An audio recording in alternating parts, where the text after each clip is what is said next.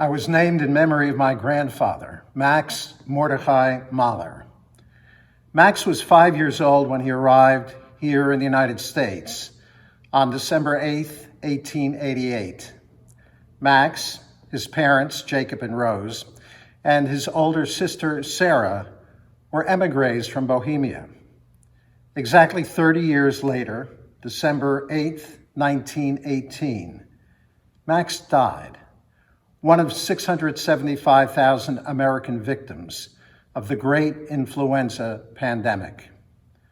500 million people, 1/3 of the world's population, were afflicted. 50 million deaths worldwide is a reasonable estimate. Max was survived by his 28-year-old widow, a 5-year-old daughter, and a 4-year-old son, my father. For the rest of my father's life, he could not recall a single memory of his father.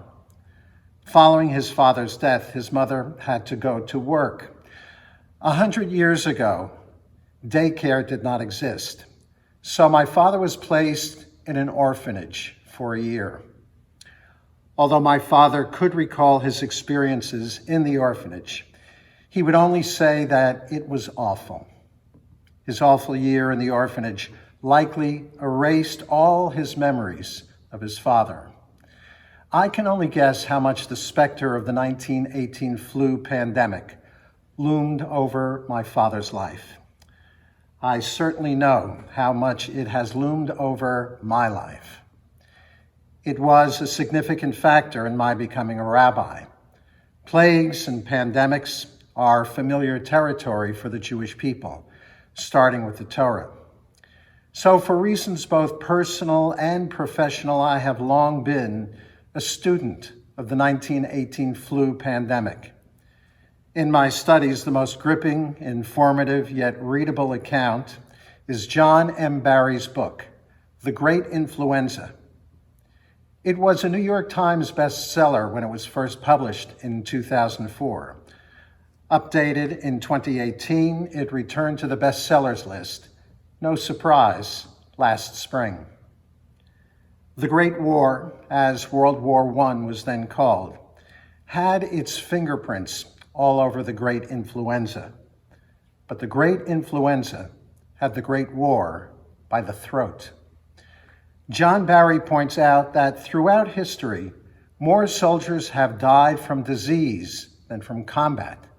So too in the Great War, whose total number of casualties, dead and wounded, military and civilian, exceeded 40 million. Yet, as California Senator Hiram Johnson then ruefully observed, the first casualty of war is truth. You may know this pandemic as the Spanish flu. That's not the truth. Simply because Spain was a neutral, non-combatant in the Great War, the Spanish government did not censor the Spanish press coverage of the pandemic. Among all the combatants, government censorship of the press prevailed. When the press in these countries picked up reports from Spain, they called it the Spanish flu.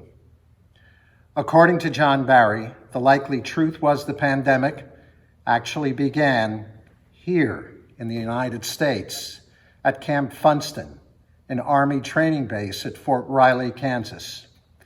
Men living together in crowded barracks quickly passed the infection to one another. The trainees were then assigned to other camps in more crowded barracks. Eventually, every soldier was deployed from East Coast cities to the war front in France via transport ships with even closer quarters. Meanwhile, on the home front, workers streamed to factories manufacturing war materiel in cities with crowded tenements, with living conditions that today's standards would call third world.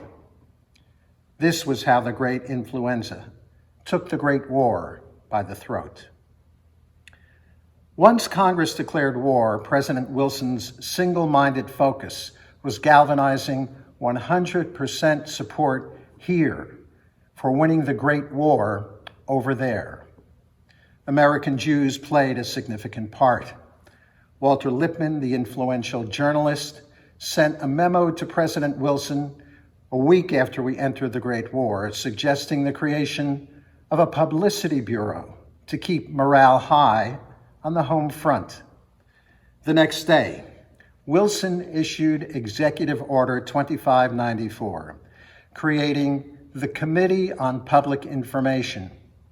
The committee then established an organization of 4-Minute Men. 100,000 4-Minute Men soon traveled the country, giving brief presentations before meetings, movies, vaudeville shows, and the like, to support the war cause and promote the sale of Liberty bonds.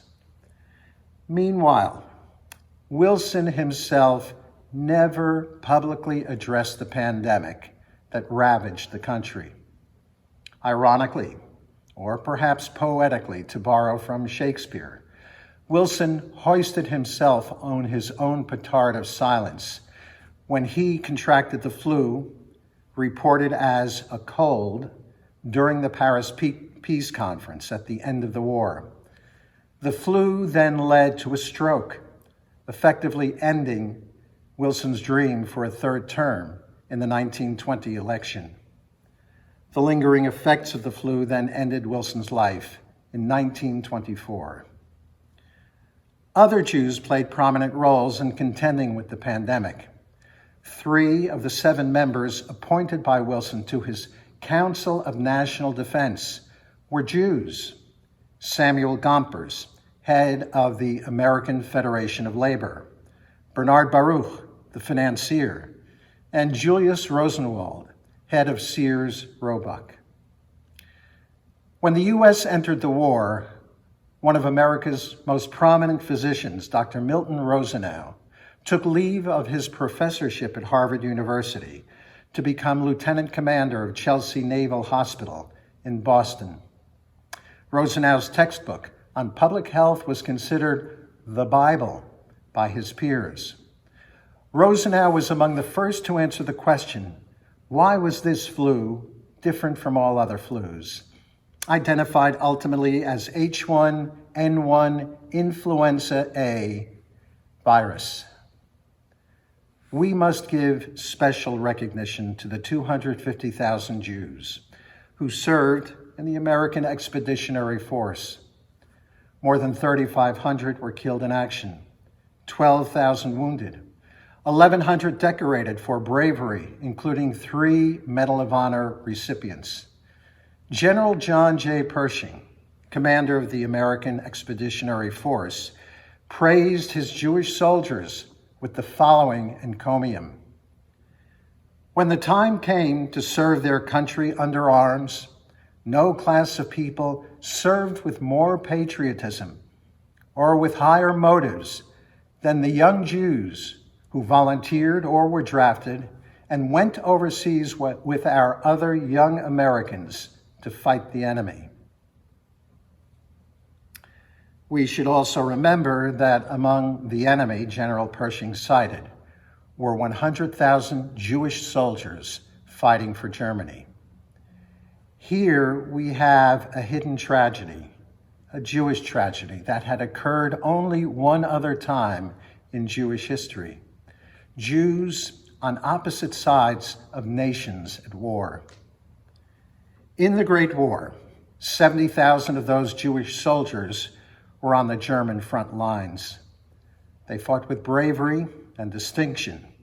For a German victory they hoped would not only free the Jews of Eastern Europe from their Polish and Russian oppressors, but also prove German Jewry's unequivocal loyalty to Germany once and for all. 12,000 Jews were killed in action.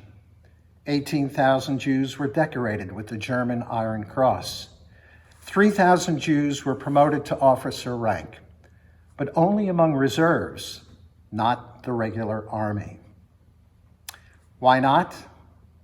Because of anti-Semitism. As the Great War dragged on, Germany fabricated a census attempting to prove that Jews sought to avoid military service. This was a calumny that echoed a similar calumny against Jews in the North during the American Civil War. Upwards of 10,000 Jews fought between the two belligerents in the Civil War, the majority in defense of the Union. This was the only other time in history when Jews fought on opposite sides in a war. And it leads us to an even more serious connection between Germany and the United States, a connection that we must face foursquare, and a plague we must face foursquare if we ever hope to cure it. Pulitzer Prize winner Isabel Dickerson's latest book, Caste: The Origins of Our Discontents, made the New York Times bestsellers list as soon as it was released last month. Caste, C-A-S-T-E, maintains that what we call American racism is a de facto caste system, upholding the superiority of some people and the inferiority of others because of the color of their skin. Wilkerson describes how throughout human history, 3 castes have stood out: the longest in India, the most vicious in Nazi Germany, and in the United States because of race. Because racism has become the great plague upon the American soul, Caste is a must-read for every American. Caste is a must-read for all humanity, because as we Jews have taught the world, God said, "Let us make man in our image. Male and female, God created them." God did not say, "Let us make 5 human races according to their color of their skin." This alone is reason for all of us to read Caste. But for these high holy days, chapter 8 of Caste demands our special attention because it places us at the convergence of 2 of history's great caste systems.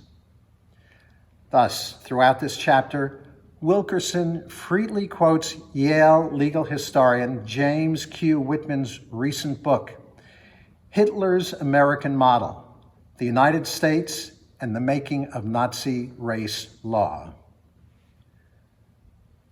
On June 5th, 1934, 17 legal scholars and bureaucrats convened in Berlin under the auspices of Franz Goethner, the Third Reich's Minister of Justice.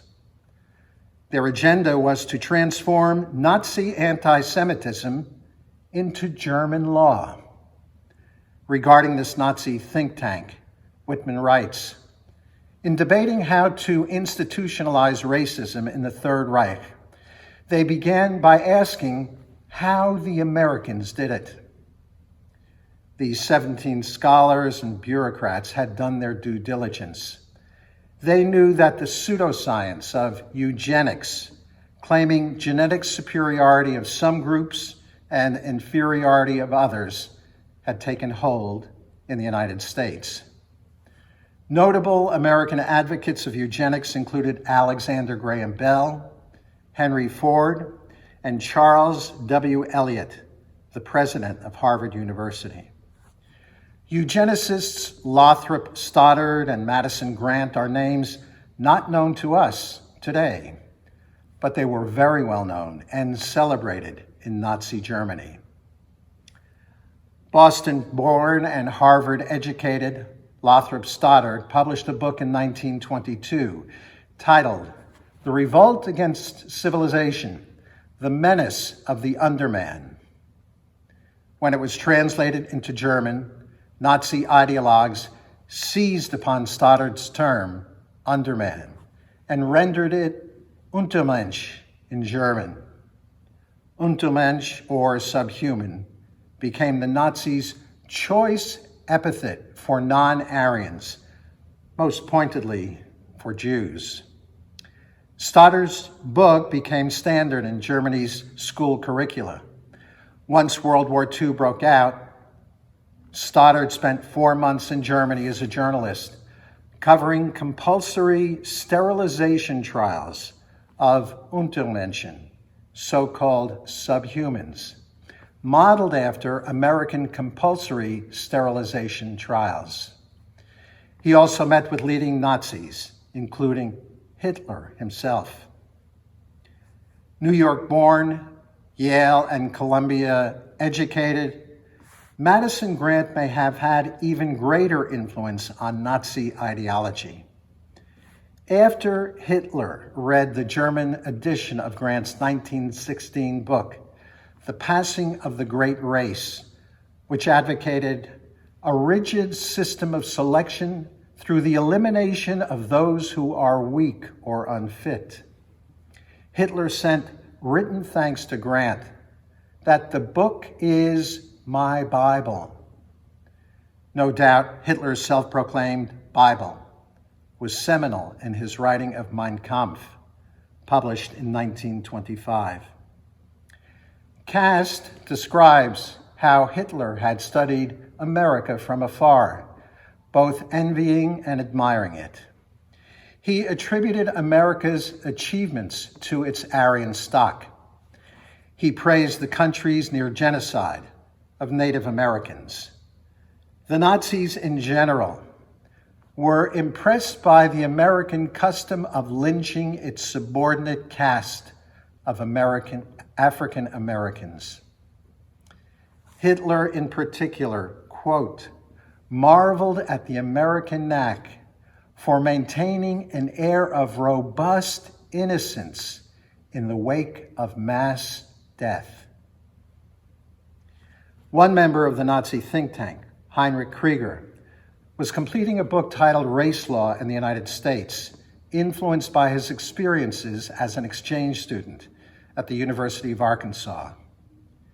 The think tank lawyers were well versed in the legal precedent of Plessy versus Ferguson, the 1896 Supreme Court ruling that deemed racial segregation constitutional, thereby legalizing racist Jim Crow laws. Here, legal scholar Whitman notes, the American Supreme Court entertained briefs from southern states whose arguments were indistinguishable from those of the Nazis. Whitman then adds, the United States, quote, was not just a country with racism, it was the leading racial jurisdiction, so much so that even Nazi Germany looked to America for inspiration, unquote. One thing puzzled the Nazis. Why hasn't the United States treated Jews as it has treated blacks? Kast suggests a simple answer. There are no blacks in Africa. They are identified only as members of tribes, Yoruba, Zulu, Hausa, Oromo, 3,000 African tribes altogether. They became blacks when they came to America, more precisely, when they were enslaved in America. As for us, before we Jews came to America, we were identified everywhere as Jews. However, when we Jews came to America, we became white. Please ponder deeply the consequences of these respective transformations. The deliberations of this Nazi think tank crystallized in the anti-Semitic Nuremberg laws of 1935, which gave rise to Kristallnacht in 1938, which gave rise thereafter to the 1942 Wannsee Conference, and the final solution to the Jewish question, which then gave rise to the murder of 6 million Jews by May 1945. Chapter 8 of Kast concludes with more than a touch of irony. According to the Nuremberg race laws, anyone with one Jewish grandparent was considered Jewish. Whitman then contrasts this Nazi standard with the prevailing American standard.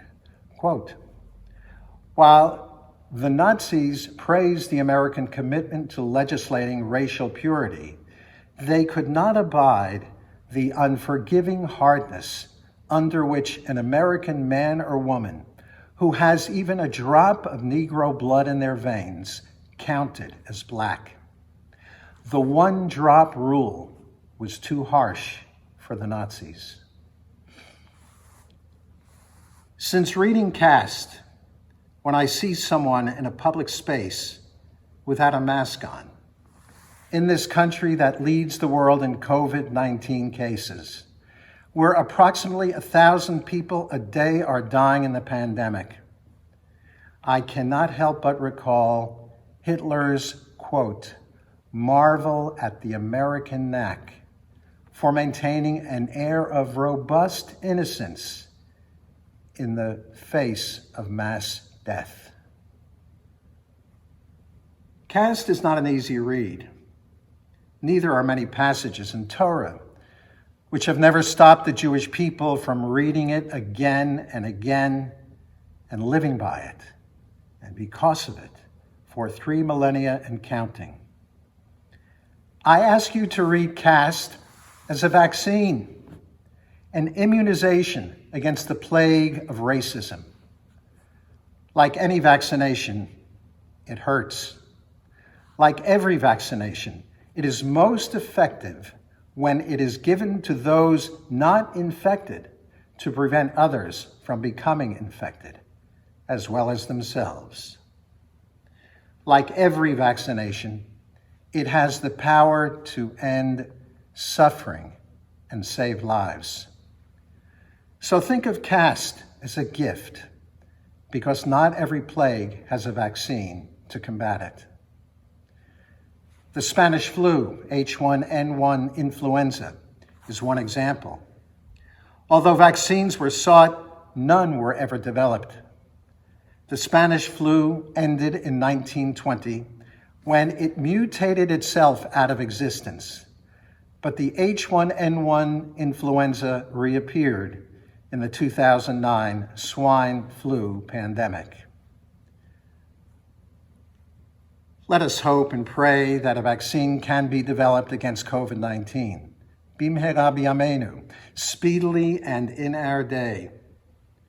Such a vaccine that has all but eradicated another pandemic was developed especially close to all of us, both geographically and Jewishly.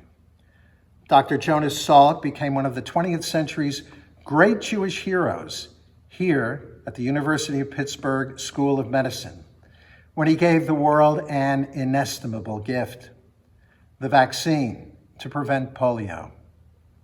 The vaccine's first clinical trials were conducted with children at nearby D.T. Watson Institute. I had just turned 8 when the vaccine was approved for distribution through public schools. Along with the Spanish flu, the polio pandemic was a looming specter in my family's life and mine. My mother was 5 years old when her younger brother, Morris, contracted polio. He survived, but his left leg was severely compromised, first by the virus itself, followed by many surgeries intended to help, but served only to harm. Testimony to his indomitable spirit. My Uncle Morris lived to 89, his every day racked with pain.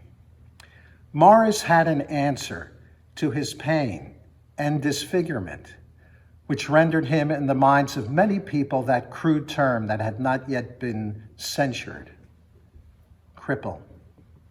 Morris sublimated his pain with his intellect. A PhD in economics was his pathway to a long and distinguished career teaching at Syracuse and Binghamton universities. At his retirement festivities, he described his teaching career as his one opportunity to dance. Yes, he was witty too. My Uncle Morris completed his PhD the same year that I began my education in kindergarten. It was also the year that almost 60,000 American children were afflicted with polio. More than 3,000 died, while tens of thousands survived only to endure a lifetime of challenges similar to my uncle's. Photographs in the daily newspapers and weekly magazines delivered to my childhood home showed children entombed up to their necks in mechanical respirators called iron lungs.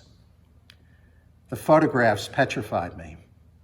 A nationwide survey indicated that Americans feared only one thing more than polio: nuclear annihilation. But there is a postscript to my childhood fears, a lesson learned from the combination of science and faith, a lesson well learned for all of us. No doubt you have had teachers in your life, as I have had in mine, teachers who shape us and sometimes even shake us into becoming someone new and someone somehow better than the person we were before.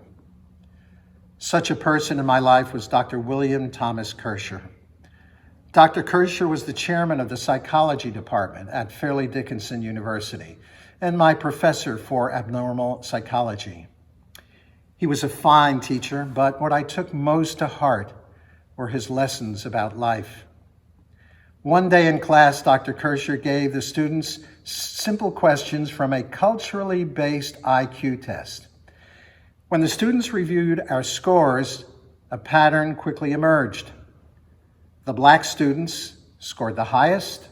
The white students scored consistently lower. Dr. Kircher was teaching the vital lesson that intelligence is as much a function of experience and social norms as it is an innate characteristic. I must add parenthetically that only one white student scored in the same range as the Black students. Yours truly. Knowing that I was a biology major and a chemistry minor, Dr. Kircher asked me if I would prepare a half-hour presentation for the class on the biochemistry of the brain and nervous system. 15 minutes into my presentation, I discovered that what I had prepared was 15 minutes too short. Standing in front of 40 students at that moment, I was disconcerted. As I now recall my embarrassment, I am reminded of the old Yiddish story of the great Maggid and his wagon driver, who traveled from community to community, Shabbat after Shabbat, where the great Maggid would preach and teach Torah and Talmud. After many years of traveling together, the wagon driver said to the great Maggid, "You know, Rabbi, I have taken you to hundreds of synagogues. I have heard you give many great speeches and give many brilliant answers to many challenging questions. But with all due respect, you only have so many speeches and been asked only so many questions. Having heard them all, in the next town, this Shabbat, how about you let me be the great Maggid and you be the wagon driver?" The great Maggid shrugged his shoulders and said, "If you think it's so easy, go right ahead." That Shabbat, as the wagon driver ascended to the bema to deliver the sermon, the great Maggid took a seat in the back of the synagogue. The wagon driver then proceeded to deliver his personal favorite among the Maggid's many great sermons. Although he lacked the panache and the passion the great Rabbi always exuded in his preaching. The congregation then asked questions. As the wagon driver predicted, the questions were predictable. But then someone asked a question which had never before been asked, and exceedingly difficult at that.